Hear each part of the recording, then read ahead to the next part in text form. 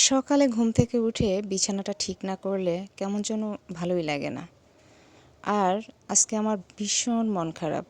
কারণ অনেক রোদ, অনেক গরম। যত গরম হবে ততই আমার মাথা ব্যথা হবে। প্রেশার একটু হচ্ছে আস্তে আস্তে। জানি না কেন হচ্ছে, কিসের জন্য হচ্ছে। এই বয়সে যদি প্রেশার হয় তাহলে কি কেমন হয় বলেন তো? যাই হোক, যত বেশি রোদ হবে, গরম হবে, তত বেশি আমার মাথা ব্যথা হবে, তত আমার মনটা খারাপ থাকবে, শরীরটা খারাপ থাকবে, তত আমার মেজাজটা খিটখিটে থাকবে। কেন জানি ভালোই লাগছিল না কিছুই। তাই বলে বসে থাকলে তো চলবে না, সব কিছু করতে তো হবে। সংসার সংসার তো আমাদের করতেই হবে, তাই না? সুন্দর একটা গাছ ঘরে বসিয়েছি, বাইরে ছিল গাছটা, ঘরে বসিয়েছি।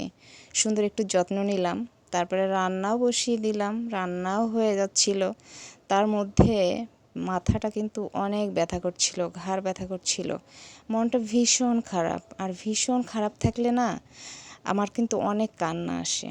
কিন্তু আমি কিন্তু কান্না করি কোথায় জানেন? আল্লাহর কাছে, জায়নামাজে। হ্যাঁ, সত্যি। কারণ কি জানেন, মানুষের কাছে কান্না করলে কোনো লাভ নেই। আপনি হাস্যকর হয়ে উঠবেন, আপনাকে উপহাস করবে। কিন্তু আল্লাহর কাছে কান্না করলে কান্নাটাকে হাসি রূপে পরিণত করবে। এটাই হচ্ছে আমাদের আল্লাহ। যাই হোক, এখানে আম দিয়ে টক ডাল রান্না করেছি, আর মাছ দিয়ে আলু দিয়ে ভুনা করে রেখেছি। আর এখানে একটু পাখি হয়েছে আমার, দেখেন 5টা পাখির বাচ্চা পরিষ্কার করে দিচ্ছিলাম আর আপনাদের সাথে একটু শেয়ার করছিলাম। কি সুন্দর, মাশাআল্লাহ মাশাআল্লাহ, আল্লাহর সৃষ্টি কত সুন্দর।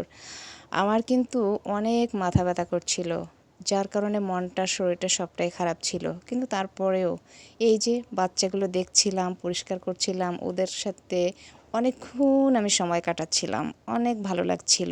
একটা কথা কি জানেন, মা বাবা 5টা সন্তানকে মানুষ করতে পারে, কিন্তু 5টা সন্তান একটা মা বাবাকে দেখে রাখতে পারে না। এটাই হচ্ছে নিয়তি, তাই না? আমি এই বাচ্চাগুলো দেখছিলাম আর খুব ভাবছিলাম কি অবস্থা।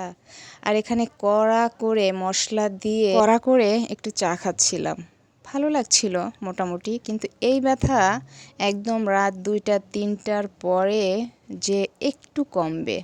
যাই হোক, ভিডিও করলাম শরীর খারাপ অবস্থায়, সবটাই আপনাদের সাথে শেয়ার করলাম। আমার জন্য দোয়া করবেন, আর আপনাদের জন্য তো সবসময় আমার পক্ষ থেকে দোয়া থাকবে। ভিডিওর যদি কোনো অংশ আমার একটু আপনাদের কাছে ভালো লেগে থাকে, আমাকে একটু সুন্দর সুন্দর কমেন্টসের মাধ্যমে জানাবেন। আর কোন অংশ আপনাদের খারাপ লাগবে সেটাও আমাকে জানাবেন। দেখা হবে নেক্সট ভিডিওতে। সেই পর্যন্ত ভালো থাকবেন। আল্লাহ হাফেজ।